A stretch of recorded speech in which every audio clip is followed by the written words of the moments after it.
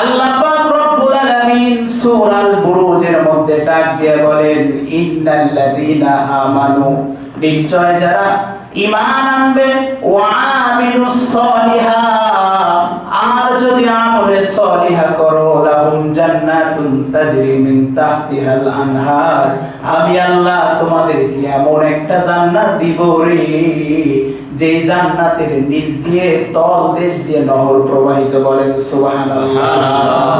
যালিকাল ফাওজুল কাবীর।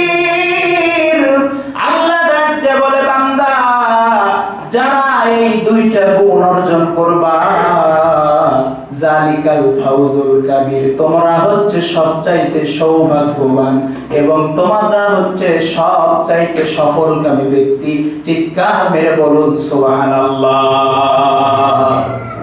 তাহলে আপনি যদি ঈমান আনেন আর যদি আমলে সলিহা করেন, এই দুইটা গুণ যদি অর্জন করতে চাই, তাহলে মাঝে মাঝে কিছু ঝড় সাপট আমার আপনার উপর দিয়ে প্রবাহিত হবে। এটাই স্বাভাবিক ব্যাপার। আল্লাহর নবী 1 থেকে 40 বছর পর্যন্ত মক্কার জমিনে বিশ্ব নবীর নাম ছিল আল আমিন। সবাই বিশ্বাস করত, এক কথাই স্বীকার করত। কিন্তু বিশ্ব নবী যখন ঈমানের দাওয়াত দিলেন, কালেমার দাওয়াত দিলেন, তখন মক্কার ভিতরে আল্লাহর নবী কিছু কিছু মানুষের কাছে শত্রুতে পরিণত হয়ে গেল। চিৎকার মেরে বলুন কথা ঠিক কিনা? তাহলে যদি আপনি ঈমান আনেন আর যদি আমলে সলিহা করেন, এ মুসলমান, কিছু কিছু সময় জীবনের উপর দিয়ে অনেক ঝড় প্রবাহিত হয়ে যাবে, অনেক জুলুম আসবে, নির্যাতন আসবে, অনেক সময় জীবনের হুমকি আসবে, কিন্তু তারাই তো পূর্ণাঙ্গ ঈমানদার, যারা তাদের জীবনের শেষ রক্তবিন্দু দিয়ে হলেও আল্লাহর জমিনে আল্লাহর দ্বীন প্রতিষ্ঠার জন্য সারিবদ্ধ হয়ে দাঁড়ায়। হযরতে শুআইব রুমি রাহমাতুল্লাহি আলাইহি, হযরতে শুআইব রুমি রাদিয়াল্লাহু তাআলা আনহু একটা হাদিস বর্ণনা করেছেন। এ মুসলমান, সূরাল বুরুজের ভিতরে আল্লাহ তাআলা যেই আসহাবে উখদুদের কথা বর্ণনা করেছেন, হযরতে শুআইব রুমি রাহমাতুল্লাহি আলাইহি তিনি সুন্দর করে এই ঘটনাটা তাফসীরে জালালাইনের মধ্যে লিপিবদ্ধ করেছেন। আল্লামা জালালউদ্দিন মহল্লি, আল্লামা জালালউদ্দিন সুয়ুতী রাহমাতুল্লাহ আলাইহি হযরতে শুআইব রুমি রাহমাতুল্লাহি আলাইহি এর ঘটনাটা উল্লেখ করে। বনি ইসরাইল যুগে বিশ্ব নবীর দুনিয়ার আগমনের পূর্বে হযরতে ঈসা আলাইহিস সালাতু ওয়াস সালামের উম্মতগণের মধ্য থেকে একটা জালিম বাদশা ছিল, যার নাম তাফসীরের ভিতরে আসছে ইউসুফ জুনাস। নাম কি?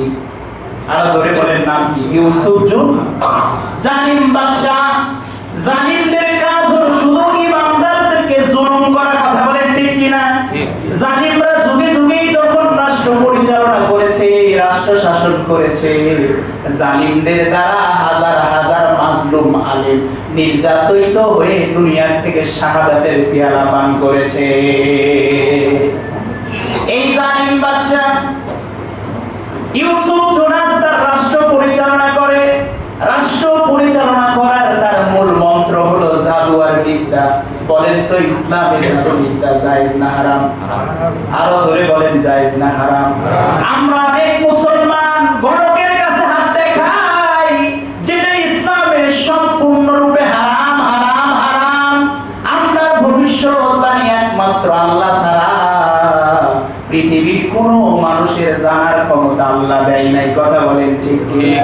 আমরা মাজারে গিয়ে সেজদা দেই, আমরা গণকের কাছে হাত দেখাই, আমরা পাখির দ্বারা ভবিষ্যৎ নির্ণয় করি, যা ইসলামী শরীয়তে সম্পূর্ণরূপে হারাম। আমার আর আপনার জীবনের আগের 1 সেকেন্ড কি পূর্বে ঘটবে, এটাও আমি আর আপনি শুধু নয়, বরং আল্লাহর নবীকে আল্লাহ যতক্ষণ না জানায় দিয়েছে, এতক্ষণ পর্যন্ত বিশ্ব নবী কিছুই জানেন নাই। বলেন সুবহানাল্লাহ। এই বাদশা ইউসুফ জুনাস জাদুবিদ্যা দিয়ে তার রাষ্ট্র পরিচালনা করে। যেই ব্যক্তি জাদু এবং বিদ্যা দিয়ে বাদশা ইউসুফ জুনাসকে সহযোগিতা করে, এই জাদুঘর একদিন বাদশাকে ডাক দিয়ে বললেন, বাদশা বয়স তো অনেক বেশি হয়ে গেছে, যে কোনো সময় আমি দুনিয়ার থেকে বিদায় হয়ে চলে যাব, কারণ আমি বার্ধক্যে পৌঁছায় গেছি। এই যুবক, আজকে যারা বৃদ্ধ হয়েছে তাদের দিকে তাকায় দেখো, দাড়িটা পাকছে, মাথার চুল পাকছে, যদি ইচ্ছা করে মাথার চুল আর আগের মতো অবস্থায় হবে না। আল্লাহ তাআলা ডাক দিয়ে বলে,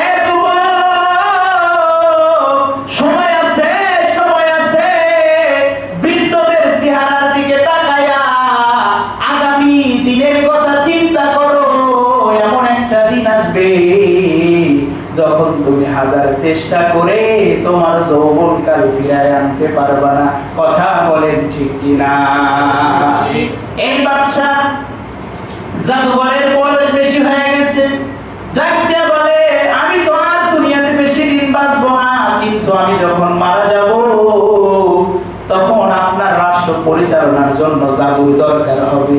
তাহলে কি করা যায়?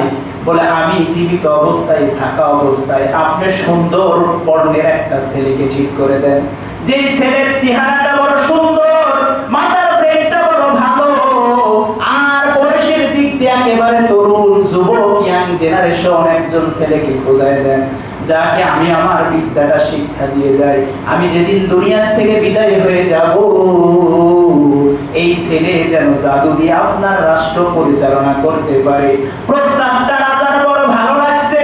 এইবার রাজা দেশের ভিতরে খুঁজতেছে, খুঁজতেছে এমন সুন্দর যুবক কই পাওয়া যায়। খুঁজতে খুঁজতে একটা যুবকের সন্ধান পাওয়া গেছে। এই যুবকের নাম তাফসীরের ভিতরে আসছে আব্দুল্লাহ বিন তামির। নাম কি? আব্দুল্লাহ বিন তামিরকে পাওয়া গেছে।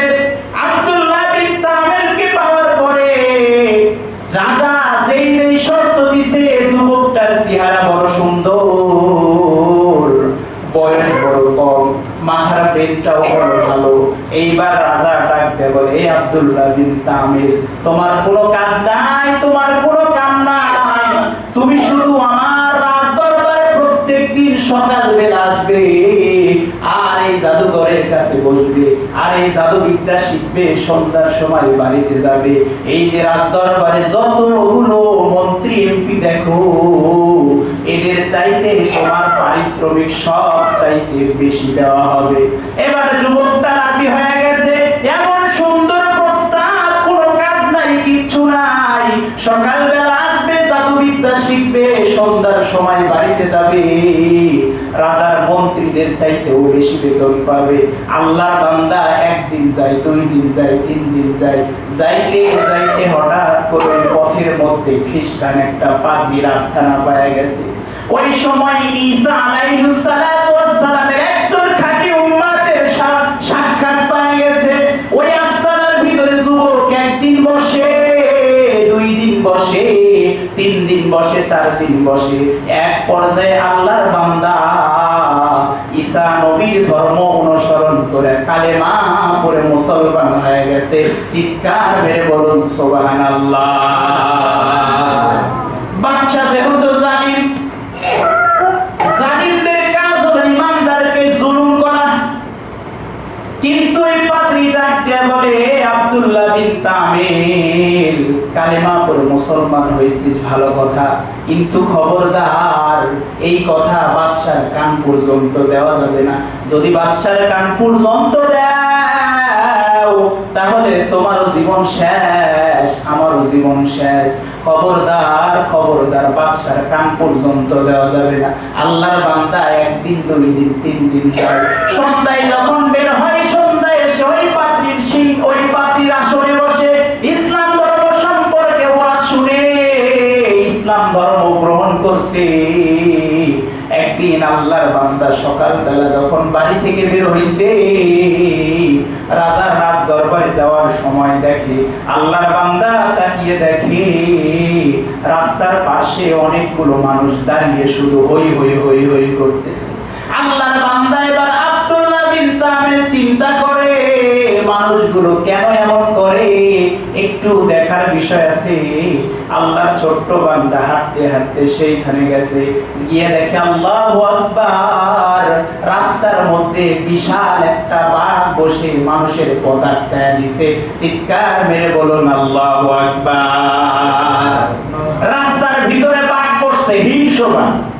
আব্দুল্লাহ বিন তামির চিন্তা করলো, আজকে একটা সুবর্ণ সুযোগ, আমার কাছে তো দুইটা ধর্মের শিক্ষা আছে, একটা হলো জাদু আর একটা হলো পাদ্রীর ধর্ম, একটা হলো জাদুবিদ্যা আর একটা হলো পাদ্রীর বিদ্যা।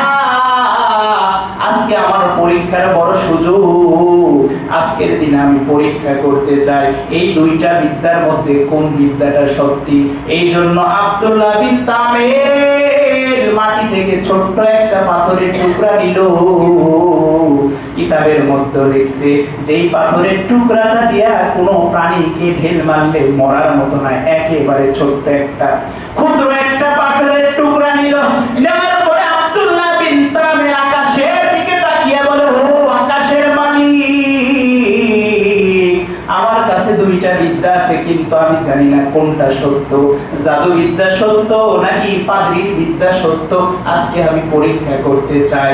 বলে কি পরীক্ষা? বলে আমি এই ঢিলটা দিয়া ওই হিংস্র প্রাণী বাঘের শরীরে আঘাত করব, আমার ঢিলের কারণে যদি বাঘটা দুনিয়া থেকে বিদায় হয়ে যায়, তাহলে আমি বুঝবো যে পাদ্রীর বিদ্যা সত্য। আল্লাহু আকবার। আরো জোরে বলেন আল্লাহু আকবার।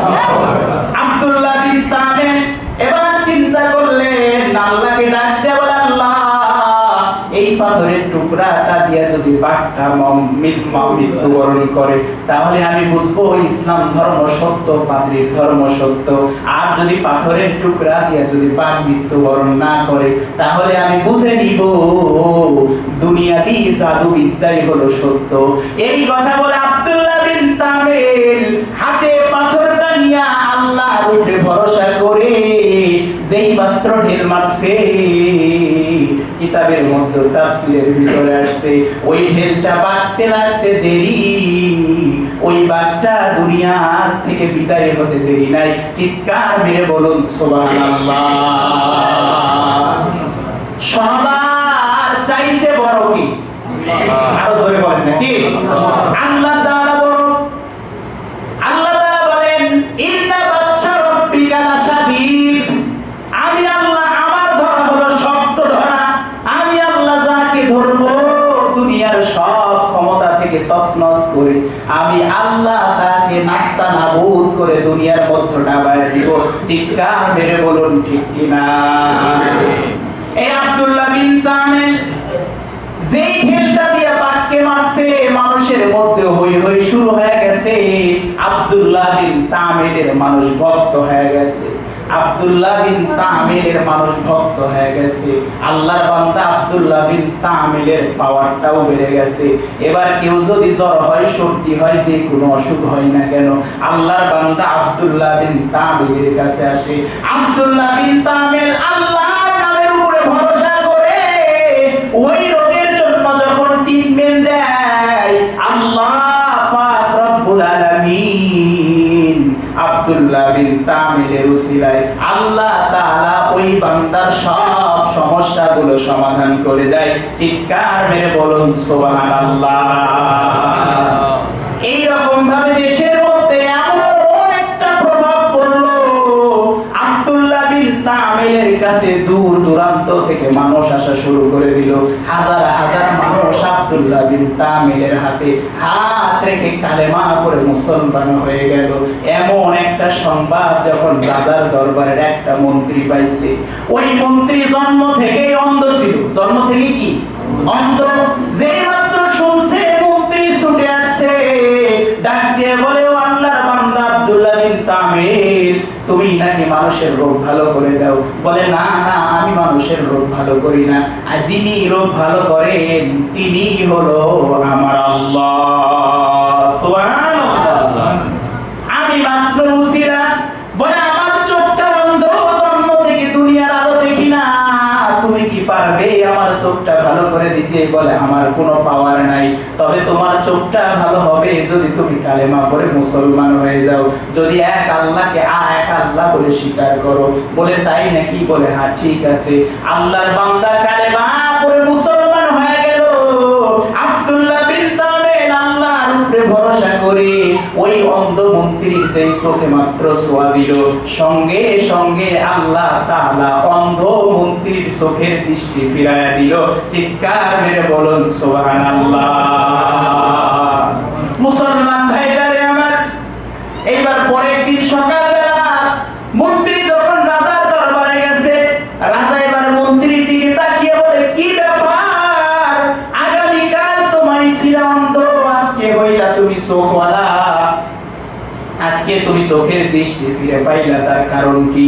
ডাক দিয়া বলে, ও রাজা মশাই, যিনি আমার চোখের দৃষ্টি ফিরাইয়া দিছে তিনি আর কেউ নয়, তিনি হলো আসমান জমিনের মালিক, তিনি হলো আমার আল্লাহ। চিৎকার মেরে বলুন সুবহানাল্লাহ। এইবার রাজার টনক নড়ে গেছে। রাজা বলে, আমি তো তোর খোদা, নাউজুবিল্লাহ। রাজা বলে, আমি তো তোর আল্লাহ, কই আমি তো তোর চোখ ভালো করে দেই নাই। বলে, আরে তুমি না, তুমি না, যিনি তোমাকেও সৃষ্টি করেছে, আমাকেও সৃষ্টি করেছে, আসমান সৃষ্টি করেছে, জমিন সৃষ্টি করেছে, ওই আল্লাহ তাআলা আমার চক্ষুটাকে ভালো করে দিছে। এবার মন্ত্রী রাজা ডাক দিয়ে বলে, এই মন্ত্রীকে তাড়াতাড়ি গ্রেফতার কর, কারণ এই মন্ত্রী আমার রাজ্যের ভিতরে নতুন ধর্ম প্রচার করবে। না না, এই কাজ হতে দেওয়া যাবে না। এবার মন্ত্রীকে যখন গ্রেফতার করা হলো, মন্ত্রীকে নির্যাতন করে এক পর্যায়ে আব্দুল্লাহ বিন তামিলের নামটা বলে দিল। আল্লাহর বান্দা আব্দুল্লাহ বিন তামিলকেও ধরে আনা হলো, ওই খ্রিস্টান পাদ্রীকেও ধরে আনা হলো। আব্দুল্লাহ বিন তামিলকে বাদ দিয়া ওই খ্রিস্টান পাদ্রী আর মন্ত্রীকে শাহাদাতের পেয়ালা পান করে দুনিয়া থেকে বিদায় করা হলো। এবার রাজা চিন্তা করলো, আমার দেশের ভিতরে যদি আব্দুল্লাহ বিন তামিল এই রকম ভাবে ঈমান আনে, আমলে সলিহার দাওয়াত যদি প্রচার করে দেয়, রাজ্যের সব মানুষগুলো আমাকে ভুলে যাবে, কালেমা পড়ে মুসলমান হয়ে যাবে। না না, এই কাজ হতে দেওয়া যাবে না। কি করা যায়? বলে, আব্দুল্লাহ বিন তামিলকে দুনিয়া থেকে বিদায় করতে হবে। এই চিন্তা করে রাজা এবার পরিকল্পনা করলো, আব্দুল্লাহ বিন তামিলকে কেমনে দুনিয়া থেকে বিদায় করে দেওয়া যায়। এবার রাজা চিন্তা করলেন, চিন্তা ফিকির করে একদল ব্যক্তিকে ঠিক করলেন, ডাক দিয়ে বললেন, আব্দুল্লাহ বিন তামিলকে নিয়ে যাও, ওই যে পাহাড়ের উঁচু চূড়া, ওই চূড়ার উপরে থেকে আব্দুল্লাহ বিন তামিলকে নিচে ফেলে দাও। আস্তে আস্তে করে নিচে আসবে, পাহাড়ের পাথরের ঘর্ষণে নারী বুড়ি সব বিচ্ছিন্ন হয়ে যাবে। আল্লাহর বান্দা আব্দুল্লাহ বিন তামিলকে নিয়া যেই মাত্র পাহাড়ের পাদদেশে উঠছে, আব্দুল্লাহ বিন তামিল ডাকতে বলো, আল্লাহ তুমি তো পারো, তুমি যদি ইচ্ছা করো পৃথিবীর কেউ মারতে পারবে না, আবার যদি তুমি মারো পৃথিবীর কেউ বাঁচাইতে পারবে না। কথা বলেন ঠিক কিনা? ওগো আল্লাহ, তুমি যদি আমাকে না মারো, এই বাদশা ইউসুফ জোনাসের সৈন্যরা মারতে পারবে না। সঙ্গে সঙ্গে আল্লাহ ফেরেশতাদের নির্দেশ দিলে, ফেরেশতারা রে ওই পাহাড়টা একটু নাড়াবে। পাহাড়টা যখন নাড়া দিল, রাজার সব সৈন্যরা পাহাড়ের উপরে থেকে পড়ে মারা যায়, জাহান্নামে চলে গেল। আব্দুল্লাহ বিন তামিল জীবিত অবস্থায় রাজার সামনে হাজির। চিৎকার মেরে বলুন সুবহানাল্লাহ। রাজা এবার বলে, হবে না, কি করা যায়? আরেক দল সৈন্যদেরকে ঠিক করলো, আব্দুল্লাহ বিন তামিলকে জাহাজে চড়াও, সমুদ্রের ভিতরে নিয়ে যাও। সমুদ্রের ভিতরে নিয়ে যাওয়ার পরে হাত আর পা সুন্দর করে বাঁধবা, এরপরে সমুদ্রের পানির মধ্যে ফেলে দিবা। আব্দুল্লাহ বিন তামিল আল্লাহকে ডাক দেবে, আল্লাহ এমন একটা খেলা খেলো যেন তোমার আযাব থেকে এরা কেউ রেহাই না পায়। আল্লাহ তাআলা সমুদ্রের ঢেউকে নির্দেশ দিলেন, এই সমুদ্রের ঢেউ খেলা শুরু করে দে। এত প্রচন্ড ঢেউ শুরু হয়ে গেল, রাজার সব অন্যরা সমুদ্রে পড়ে মারা গেল, আব্দুল্লাহ বিন তামিল জীবিত অবস্থায় আবার রাজার দরবারে হাজির হয়ে গেল। চিৎকার মেরে বলুন সুবহানাল্লাহ। রাজা এবার বেকায়দায় পড়ে গেল, কি করা যায়, কি করা যায়? আব্দুল্লাহ বিন তামিল ডাক দিয়ে বলে, রাজা তুমি যত ষড়যন্ত্র করো না কেন আমাকে হত্যা করতে, আমাকে শাহাদত বরণ করাইতে পারবে না। আমি যদি আমার একটা থিওরি দেই, যে থিওরি অবলম্বন করে আমাকে দুনিয়া থেকে বিদায় করবা। বলে কি থিওরি? বলে তাহলে শোনো, তুমি এই রাজ্যের ভিতরে মাইকিং করে অ্যানাউন্স করে ঘোষণা দিয়ে দাও, আগামী অমুক দিন আব্দুল্লাহ বিন তামিলকে শুলে চড়ানো হবে। এই অ্যানাউন্স দেওয়ার পরে রাষ্ট্রের সকল মানুষকে একত্রিত করো, আর সেখানে উঁচু একটা টেজ নির্মাণ করো, আর ওই টেজের উপরে আমাকে রাখো, আর দূরের থেকে আমি একটা কথা শিখে দিব, যেই কথা বলে একটা তীর মারবা, ওই তীর আমার শরীরের যে জায়গায় লাগুক না কেন, এই তীরের আঘাতে আমি দুনিয়া থেকে বিদায় হয়ে যাব। চিৎকার মেরে বলুন সুবহানাল্লাহ। এবার রাজা বড় খুশি। রাজা এবার রাষ্ট্রের সকল মানুষের মধ্যে ঘোষণা দিয়ে দিলেন, আগামী অমুক দিনে আব্দুল্লাহ বিন তামিলকে মারা হবে। সুতরাং তোমরা যে যেখানেই থাকো না কেন, তোমরা সবাই ময়দানে হাজির হয়ে যাবা।